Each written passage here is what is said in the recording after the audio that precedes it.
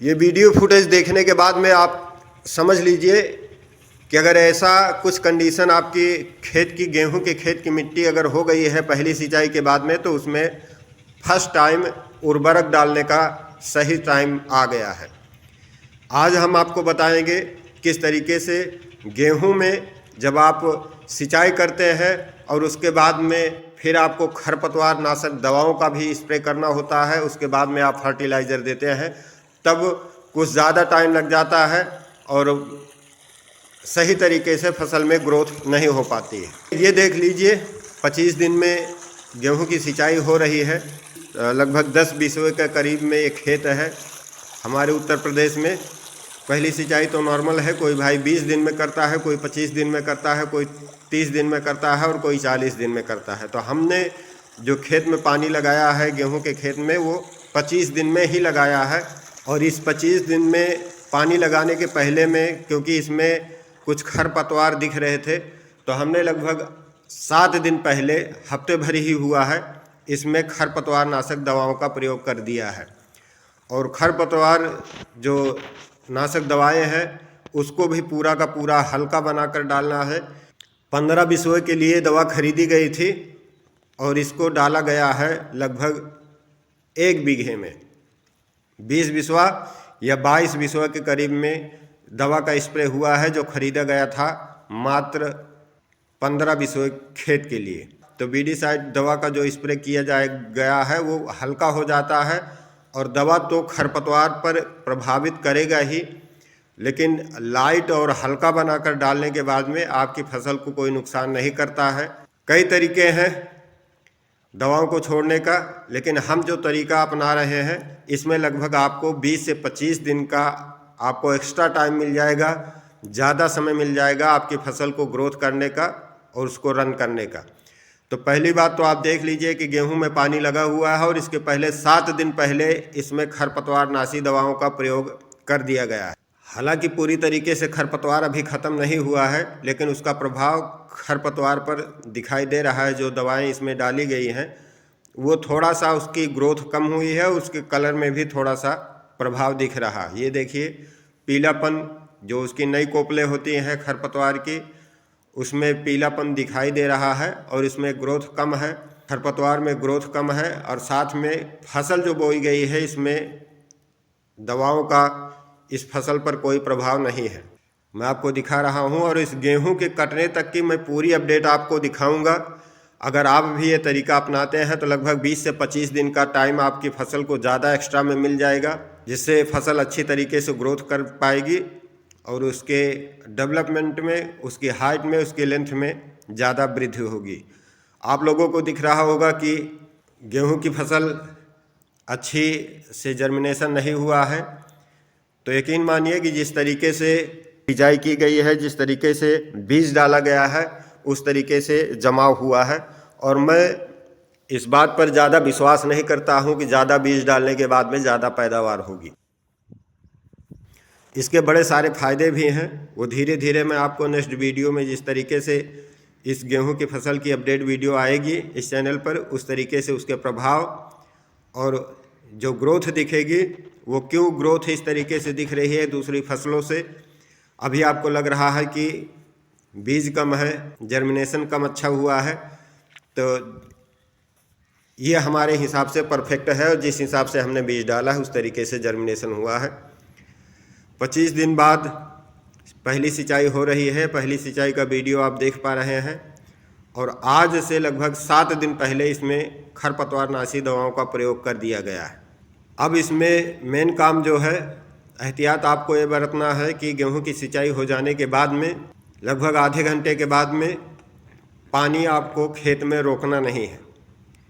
कोशिश करें कि छोटी छोटी क्यारी बनाकर गेहूं की सिंचाई करें, ताकि ऊपर से जब सिंचाई करते हैं तो ऊपर का पानी नीचे की तरफ में निकलता चला जाए। जब दूसरी क्यारी में आप पानी लगाते हैं तो ऊपर का पानी, जो एक्स्ट्रा पानी है जो सिंचाई कर चुके हैं जिस क्यारी की, उसका पानी आपको उतार देना है दूसरी वाली क्यारी में। इससे फ़ायदा ये होता है कि गेहूं में ठहराव पानी का नहीं होता है और जो समस्या आती है कि गेहूं की फसल सिंचाई करने के बाद में पीली पड़ जाती है, वो पीली नहीं पड़ेगी। जैसा कि आप आगे की वीडियो में आप देखेंगे भी।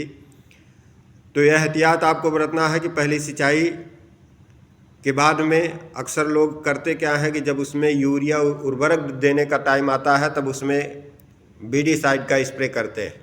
बीडीसाइड का स्प्रे करने के बाद में लगभग 20 दिन तक उस दवा का असर होता है।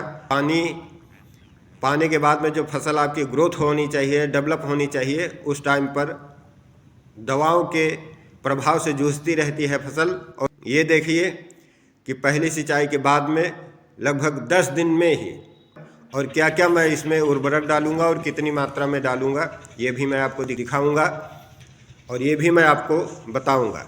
पहली बात आप देख लीजिए कि जो फसल आपको दिख रही थी कि इसमें जर्मिनेशन कम अच्छा हुआ है, तो जर्मिनेशन तो जो भी था वो आपके सामने। अब यूरिया का जो फर्स्ट फर्टिलाइज़र डालने का टाइम आ गया है, आज मैं डालूंगा। और साथ में आपको मैं 10 दिन पहले ही जो वीडियो दिखाया था कि उसमें दवाओं का जो बीडीसाइड दवा थी उसका प्रभाव थोड़ा थोड़ा था। तो यहाँ पर आप देखिए ये उसी दवा का असर है।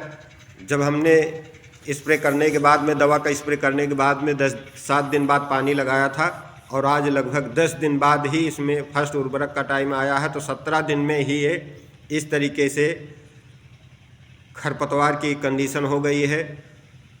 अब मुझे नहीं लगता है कि ये खरपतवार अब इस गेहूं की फसल के बराबरी करेगा। इस खरपतवार के रहते हमारी फसल को कोई नुकसान होगा। तो लोग वही पुराना तरीका, वही पुराना मेथड अपनाते चले आए हैं कि पहला पानी लगाने के बाद में जब तक सिंचाई नहीं करूंगा तब तक खरपतवार की दवा खरपतवार पर असर नहीं करेगा। तो ये सरासर झूठ है, यह अफवाह है। आप लकीर के फ़कीर बने हुए हैं। ये देखिए, क्योंकि फसल आपकी थोड़े दिन के लिए रुकती भी है। जब आप सिंचाई करते हैं लगभग 10 दिन तक कोई ग्रोथ नहीं होती है। जब उसमें नमी आएगी तभी उसमें ग्रोथ दिखेगी। अब नमी पूरी तरीके से दलदलपन ख़त्म हो गया है, पानी का असर ख़त्म हो गया है, लेकिन नमी अभी भरपूर मात्रा में है। जैसा कि आप देख पा रहे हैं कि पैर में मिट्टी तलोए में थोड़ा थोड़ा चिपक रही है, लेकिन पैर धंस नहीं रहा है। तो यही सही समय होता है जब उर्वरक आप देते हैं। पहली बात तो जब आप बीडीसाइड का प्रयोग कर देते हैं, अगर दूसरे तरीके से हम पुराने तरीके से बीडीसाइड का प्रयोग करते हैं तो अब इस कंडीशन में हम बीडीसाइड का प्रयोग करते, लेकिन फिर से 15 दिन के लिए फसल डोरमेंट हो जाती, फसल में कोई ग्रोथ नहीं दिखता। और हमने आज के लगभग 17 दिन पहले ही जब इसमें बीडीसाइड का प्रयोग कर दिया था, उसके बाद में 7 दिन बाद पानी लगाया था। आज 10 दिन बाद में इसमें यूरिया डालेंगे। तो ये बगल में आस पड़ोस में जो फसल लगी हुई है, इसी खेत के बंटवारे की फसल है, उसका भी रिजल्ट, उसका भी अपडेट मैं आपको देता चलूँगा। और आप खुद से अंदाज़ा लगा सकते हैं कि दूसरी फसलों से इसमें जो प्रयोग किया गया है इसमें कितना प्रभाव आपको दिखता है उस मेथड का। तो देखिए, और आज हमने पूरी तरीके से हम खेत में आपको चलकर दिखा भी रहे हैं कि कहीं पर भी, हाँ, हो सकता है कहीं पर ज़मीन ऊंच नीच हो तो वहाँ पर पानी का ठहराव थोड़ा सा हो जाए, तो वो तो बात की बात है, लेकिन अधिकतर पूरे भूभाग में पूरा इक्वल है और खरपतवार पूरी तरीके से नष्ट हो चले हैं, डैमेज हो चले हैं। तो ये सही समय है, इस मेथड को आप भी अपना सकते हैं। अब पूरे खेत में खरपतवार की कोई जैसी समस्या नहीं है। जो भी उर्वरक देंगे आप, वो पूरी तरीके से फसल उसको ऑब्जर्व करेगी। जो आपने प्रयोग किया है उर्वरक का, वो पूरा का पूरा ग्रोथ आपको फसलों पर दिखेगा। तो आज हम फर्स्ट यूरिया का बुरकाव करेंगे और ये हम साथ में लेकर आए हैं ऑर्गेनिक मैन्योर। ये है फसल रखवाला। आज मैं 3 साल से ही इसका प्रयोग करता हूं और अपने धान और अपने गेहूं की और सरसों की फसल में इसी का प्रयोग करता हूं। न किसी तरीके का जिंक, न सल्फर, न पोटास, बस डीएपी, यूरिया और ये फसल रखवाला। ये ऑर्गेनिक मैन्योर है। इसमें काफ़ी दुर्गंध भी होती है। दुर्गंध होने से जो खुले जानवर हैं, नीलगाय जो हैं, खेत में आपके घुसेंगे, 1-2 पेड़ को नुकसान करेंगे, खाएंगे, चरेंगे, उसके बाद में उसके गंध से निकल जाएंगे। इस ऑर्गेनिक मैन्योर फसल रखवाला के बारे में अगर आप डिटेल्स वीडियो चाहते हैं कि ये फसल पर किस तरीके से इसके फ़ायदे होते हैं और इसका उपयोग क्या है, इसे उपयोग करने के बाद में आपकी फसल को क्या क्या फ़ायदा होता है, तो वीडियो में कमेंट करें, मैं आपको ज़रूर बना कर दे दूँगा इसकी डिटेल्स वीडियो। साथ में ही पहली सिंचाई के बाद में जो लोग वीडीसाइड का प्रयोग करते हैं तो उसमें 15 से 20 दिन के लिए फसल डोरमेंट हो जाती है उस दवाओं की स्प्रे की वजह से। तो ये टाइम आपकी फसल की ग्रोथ में लग जाता है जब इस तरीके से जो मेथड मैंने आपको बताया इस तरीके का प्रयोग करते हैं। तो नमस्कार, मैं हूं प्रदीप कुमार। वीडियो आपको पसंद आए तो वीडियो को लाइक ज़रूर कर दीजिएगा और चैनल पर पहली बार आए तो चैनल को सब्सक्राइब कर लीजिएगा। साथ ही हमारे चैनल से अपलोड होने वाली वीडियो की नोटिफिकेशन पाने के लिए बेल बटन को ऑल पर सिलेक्ट कर ऑन कर दीजिएगा। बहुत बहुत धन्यवाद आप सब।